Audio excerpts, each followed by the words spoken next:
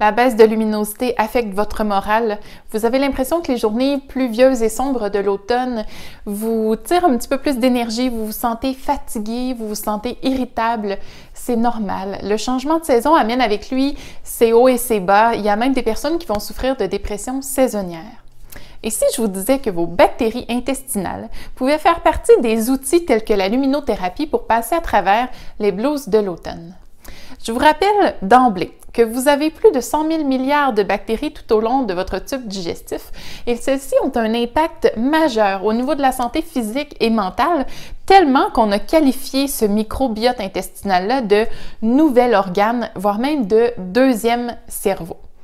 De façon très simple, vous pouvez vous dire que plus votre microbiote intestinal est diversifié et riche en bonnes bactéries, meilleure sera la chimie du cerveau.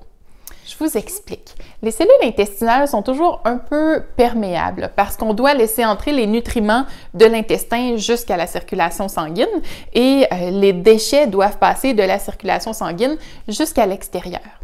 Par contre, lorsqu'il y a une perturbation au niveau des bactéries intestinales qu'on nomme dysbiose, on peut avoir affaire à un phénomène d'hyperperméabilité. Dans ce contexte-ci, ce qu'on va lire souvent dans la littérature, c'est la perméabilité intestinale ou ce qu'on appelle aussi le leaky gut. Dans un contexte d'hyperperméabilité, la problématique est la suivante, c'est que les substances nuisibles vont elles aussi passer de la lumière intestinale jusqu'à la circulation sanguine. Va s'en suivre potentiellement une réaction de défense immunitaire inadéquate.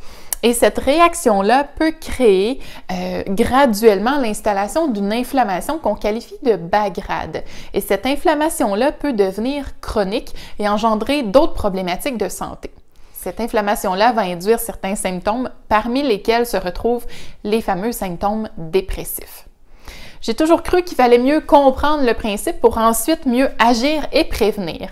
Alors, si vous m'avez bien suivi jusqu'à maintenant, ce qu'on doit faire, c'est de favoriser une belle diversité, une belle richesse au sein de notre microbiote intestinal pour réduire les symptômes dépressifs. Donc, je vous présente mon top 3. Premièrement, un mot-clé, manger varié.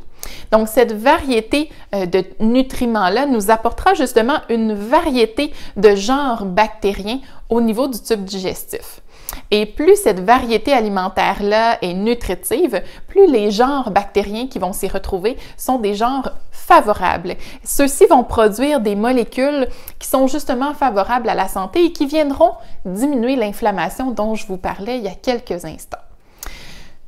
En mangeant plus varié, on a la chance également d'aller chercher un bel éventail de vitamines et minéraux pour produire les neurotransmetteurs, notamment ceux du bien-être, de la gestion du stress, de l'éveil, de la vigilance, ce que l'on souhaite finalement en ces périodes un petit peu plus sombres.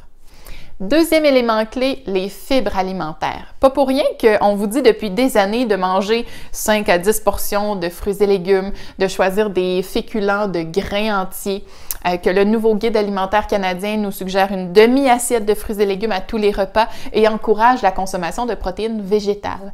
On sait que tous ces conseils-là vous permettront de consommer plus de fibres alimentaires qui est la nourriture par excellence des bonnes bactéries qui se retrouvent au niveau de votre intestin. Et finalement, dans ces périodes plus critiques, ça vaut la peine d'intégrer des probiotiques au quotidien. Il faut par contre vraiment bien choisir les produits que l'on va consommer pour être en mesure d'avoir des souches qui arriveront vivantes et en quantité suffisante au site où elles auront le plus de potentiel et d'action.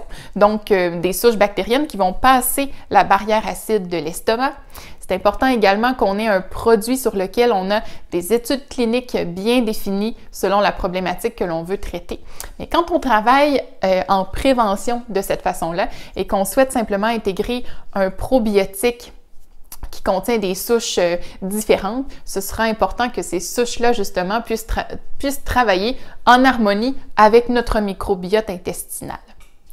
Quand on pense à la gamme de produits BioCA+, on sait que les 3 souches qui sont utilisées à l'intérieur des petits pots et des capsules, ce sont des souches qui travaillent en synergie, c'est-à-dire qu'elles vont potentialiser leur action en travaillant en équipe plutôt qu'en étant isolées.